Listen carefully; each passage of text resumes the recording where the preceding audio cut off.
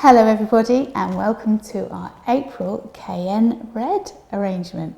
Today we're going to create a hat box arrangement using that beautiful colour tone of Cayenne Red for April.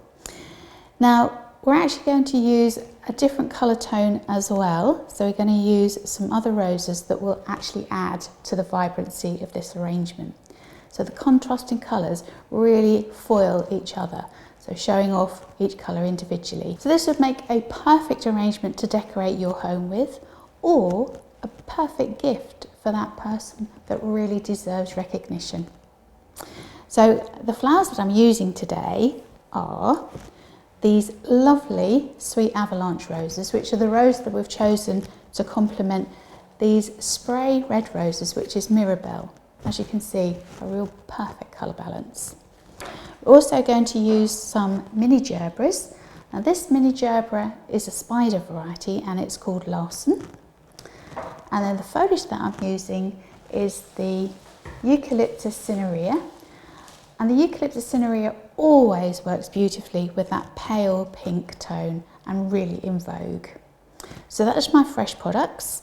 And then apart from my usual floristry toolkit, which today consists of scissors and 12mm anchor tape, I've also got some garden canes which I've cut to appropriate lengths, and then obviously our hat box, which is centre stage. So I hope you enjoy.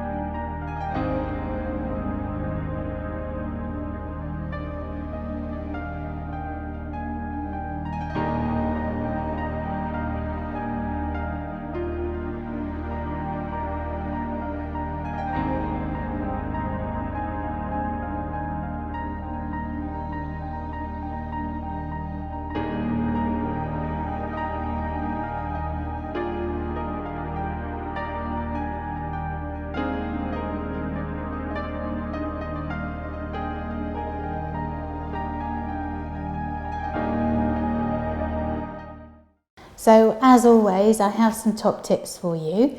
So top tip number 1, make sure that the lid of the hat box is actually supported and not touching the wet floral foam.